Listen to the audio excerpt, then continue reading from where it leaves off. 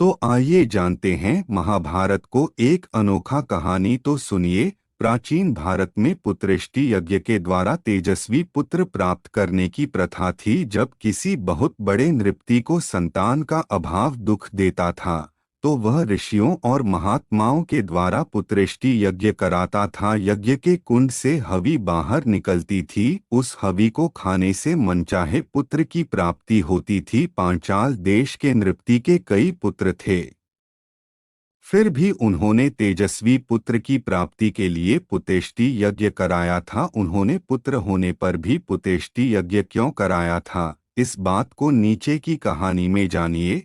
हरिद्वार के निकट एक बहुत बड़े महात्मा रहते थे। महात्मा का नाम भरद्वाज था। भरद्वाज बहुत बड़े ज्ञानी थे, आत्मा और परमात्मा के भेदों के ज्ञाता था। प्रभात के पश्चात का समय था। भरद्वाज गंगा के तट पर विचरण कर रहे थे।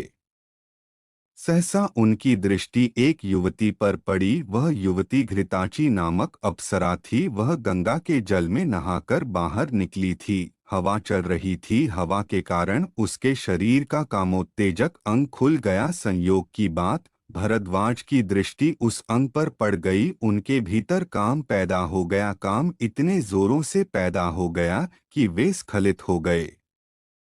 भरद्वाज जी ने अपने वीर्य को द्रोण के कलश में सुरक्षित रख दिया। द्रोण के कलश का अर्थ होता है पत्तों से बना हुआ दोना। भरद्वाज जी के उसी सुरक्षित वीर्य से एक पुत्र का जन्म हुआ। उन्होंने अपने उस पुत्र का नाम द्रोण रखा। उन्हीं दिनों पांचाल देश के नृपति पुषत के यहाँ भी एक पुत्र ने जन्म लिया था। उन्होंने अपने पुत्र का नाम द्रुपद रखा। बाल्यावस्था में द्रुपद और द्रोण में परस्पर मित्रता थी। दोनों साथ साथ पढ़ते थे। बड़े होने पर द्रुपद तो पांचाल के राज सिंहासन पर बैठा, किंतु द्रोण ब्राह्मण होने के कारण गरीब ही रहे। गरीबी के कारण उनका जीवन बड़ी कठिनाई से बीत रहा था। एक बार द्रोण के कानों में समाचार पड़ा कि परशुराम धन बांट रहे हैं। अत द्रोण परशुराम के पास गए। उन्होंने उनसे धन की याचना की। परशुराम ने कहा, मैं तो सारा धन लुटा चुका हूँ। वन में तप के लिए जा रहा हूँ। मेरे पास धनुष बाण को छोड़कर और कुछ नहीं है। द्रोण ने निवेदन किया, मुझे धनुष बाण ही दे दीजिए और यह बता दीजिए कि कौन सा बाण किस तरह चलाया जाता है। परशुराम ने द्रोण को धनुष बाण तो दे ही दिया, अपनी पूरी बाण विद्या भी सिखा दी। द्रोण उस विद्या को सीखकर द्रोणाचार्य बन गए। दूसरी बार द्रोण के कानों में समाचार पड़ा कि द्रुपद धन बांट रहा है। अत द्रोण धन के लिए द्रुपद के पास गए। उन्होंने द्रुपद से प्रार्थना की, मैं तुम्हारा मित्र हूँ, अतीव संकट में हूँ, मुझे धन देकर मेरी सहायता करो। द्रुपद ने बड़ी ही उपेक्षा के साथ उत्तर दिया, मैं राजा हूँ, राजा का मित्र कोई राजा ही होता है। तुम मेरे मित्र किस प्रकार हो? तुम गरीब ब्राह्मण हो, मैं तुम्हारी सहायता नहीं कर सकता। द्रोण का हृदय अपमान से भर उठा। वे द्रुपद से बदला लेने का निश्चय करके लौट गए। जब वे पांडव और कौरव राजकुमारों के गुरु बने तो उन्होंने अर्जुन के द्वारा द्रुपद को बंदी बनाकर अपने मन की आग को शांत किया। उस समय तो द्रुपद मौन ही रहा, किंतु उसके मन में भी द्रोणाचार्य से बदला लेने का विचार पैदा हो उठा। उसने निश्चय किया कि वह एक ऐसा तेजस्वी पुत्र उत्पन्न करेगा जो द्रोणाचार्य से उसके अपमान का बदला लेगा। द्रुपद के जो पुत्र थे वे द्रोणाचार्य से बदला लेने में असमर्थ थे। अत द्रुपद ने पुत्रेष्टि यज्ञ द्वारा महान तेजस्वी पुत्र को पैदा करने का संकल्प लिया। पुत्रेष्टि यज्ञ कराने के लिए वह महात्माओं की खोज करने लगा। गंगा और यमुना के किनारों पर घूमने लगा।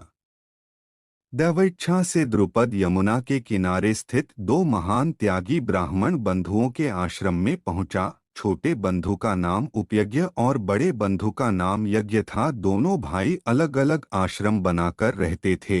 द्रुपद छोटे भाई के आश्रम में रहकर उनकी सेवा करने लगा। जब सेवा करते करते काफी दिन बीत गए तो एक दिन अवसर पाकर द्रुपद ने निवेदन किया, मैं एक महान तेजस्वी पुत्र चाहता हूँ, कृपया पुत्रेष्टि यज्ञ के द्वारा मुझे तेजस्वी पुत्र दिलाइए। मैं आपको 1 करोड़ गायें दे सकता हूँ। छोटे भाई ने उत्तर दिया, यह कार्य मुझसे नहीं हो सकेगा, तुम मेरे बड़े भाई के पास जाओ, वे अवश्य तुम्हारी मनोभिलाषा पूर्ण करेंगे। द्रुपद यज्ञ के आश्रम में गया। उसने यज्ञ के आश्रम में रहकर उनकी भी बड़ी सेवा की। एक दिन अवसर पाकर द्रुपद ने उनसे भी निवेदन किया, मैं एक तेजस्वी पुत्र चाहता हूँ, कृपा करके पुतेष्टि यज्ञ के द्वारा मुझे तेजस्वी पुत्र दिलाइए, मैं आपको 1 अर्बुद गायें दे सकता हूँ।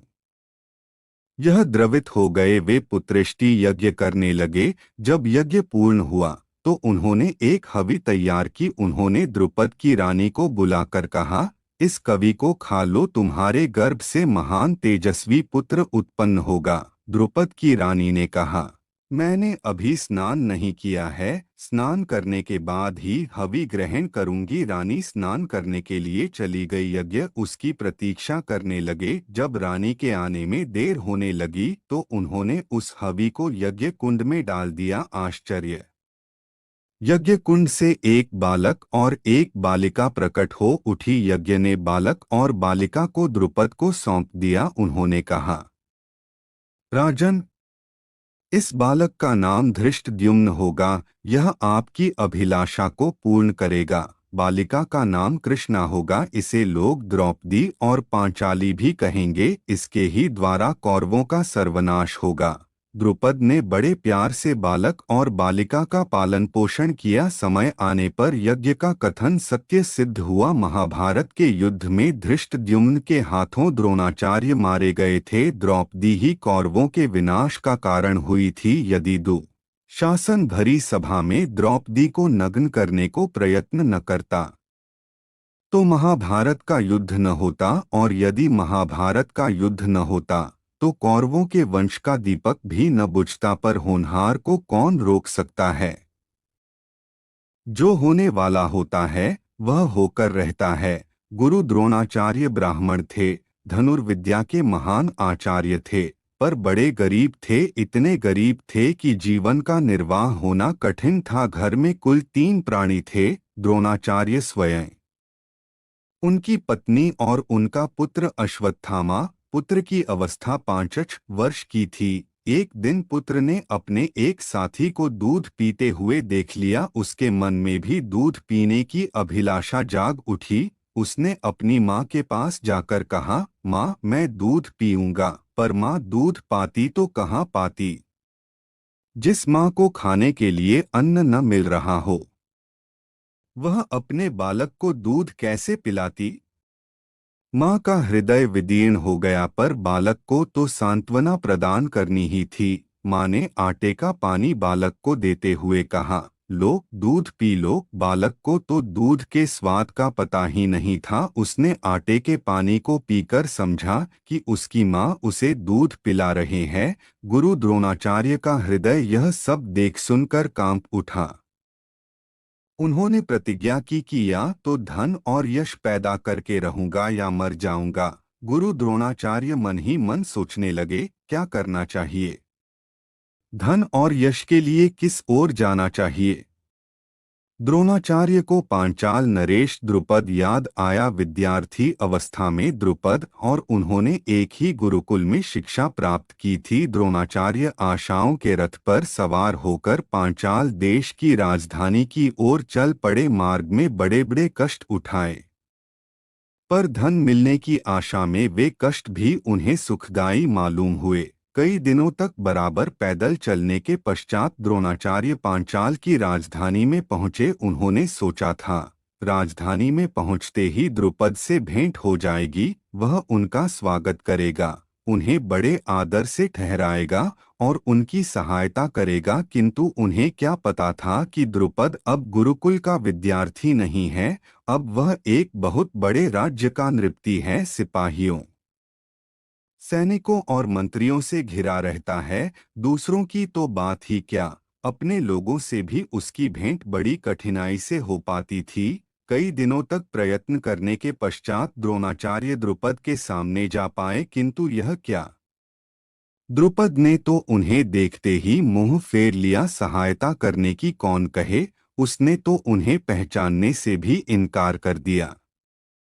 द्रोणाचार्य का मनमानस जैसे मथ सा गया। उनके मन में जगत से ही नहीं, मानव मात्र से घृणा उत्पन्न हो गई। उन्होंने निश्चय किया, अब वे सन्यासी हो जाएंगे और वन की गोद में बैठकर अपना जीवन व्यतीत करेंगे। द्रोणाचार्य सन्यासी बनने के उद्देश्य से पैदल ही हरिद्वार की ओर चल पड़े। संध्या के पूर्व का समय था। थके मांदे द्रोणाचार्य हस्तिनापुर में एक कुएं के पास जा पहुंचे। वे कुएं पर ही रात्रि व्यतीत करना चाहते थे, पर वहां पांडव और कौरव राजकुमारों को देखकर विस्मित हो गए। यद्यपि वे उन्हें पहचानते नहीं थे, पर उनके रंगढंग और उनके वार्तालाप से उन्होंने यह जान लिया कि यह पांडव और कौरव राजकुमार हैं। पांडव और कौरव राजकुमार कुएं के पास गेंद खेल रहे थे। उनकी गेंद कुएं में जा गिरी थी। वे अपनी गेंद कुएं से बाहर निकालने के लिए बड़ा प्रयत्न कर रहे थे, किंतु निकाल नहीं पा रहे थे। द्रोणाचार्य राजकुमारों की व्याकुलता का कारण जानकर द्रवित हो उठे। उन्होंने राजकुमारों से कहा, तुम लोग चिंता मत करो, मैं अभी तुम्हारी गेंद कुएं से बाहर निकाले देता हूँ। द्रोणाचार्य धनुर्विद्या के महान पंडित थे। दूसरे विद्वान ब्राह्मण तो अपने पास शास्त्र रखते हैं, पर द्रोणाचार्य अपने पास धनुष बाण रखते थे। वे जहाँ भी जाते थे धनुष बाण लिए रहते थे। द्रोणाचार्य ने कुएं के मुख पर खड़े होकर भीतर गिरी हुई गेंद को लक्ष्य करके एक बाण चलाया। बाण का फलक गेंद में चुभ गया, बाण सीधा खड़ा हो गया। द्रोणाचार्य ने दूसरा बाण प्रथम बाण के ऊपर चलाया। दूसरा बाण प्रथम बाण में चुभकर खड़ा हो गया। इसी प्रकार द्रोणाचार्य ने 3-4 बाण और चलाए। सभी बाण एक दूसरे पर खड़े हो गए। अंतिम बाण द्रोणाचार्य के हाथ में था। उन्होंने उसे खींचकर सभी बाणों के साथ गेंद बाहर निकाल ली। गेंद पाकर राजकुमारों का मन प्रसन्नता से खिल उठा। साथ ही वे द्रोणाचार्य की बाण विद्या और उनके चातुर्य पर विमुग्ध हो उठे। वे उन्हें देवव्रत के पास ले गए, क्योंकि उन दिनों देवव्रत ही उनकी देखरेख किया करते थे। राजकुमारों ने देवव्रत से द्रोणाचार्य की बाण विद्या की बड़ी प्रशंसा की। स्वयं देवव्रत भी द्रोणाचार्य से वार्तालाप करके बड़े प्रसन्न हुए। उन्होंने राजकुमारों को बाण विद्या सिखाने के लिए द्रोणाचार्य को गुरु पद पर प्रतिष्ठित कर दिया। द्रोणाचार्य का अभीष्ट पूर्ण हो गया। उन्हें गुरुपद पर रहते हुए धन तो मिला ही, बहुत बड़ा यश भी मिला। इतना बड़ा यश मिला कि यदि द्रोणाचार्य को निकाल दिया जाए तो महाभारत का युद्ध एक खेल सा लगने लगता है। मनुष्य का भाग्य जब चमकता है तो इसी प्रकार चमकता है। पुत्र को दूध के स्थान पर आटे का पानी पिलाने वाले द्रोणाचार्य पांडवों और कौरवों के पूज्य बन गए। दुर्योधन तो उन्हें शीश झुकाता ही था। अर्जुन भी शीश झुकाया करता था। ऐसे ही पौराणिक एवं धार्मिक कहानियाँ देखने के लिए हमारे चैनल को सब्सक्राइब करें तथा बेल आइकन दबाएं ताकि और भी आध्यात्मिक कहानियाँ सबसे पहले आप तक पहुँचे। धन्यवाद।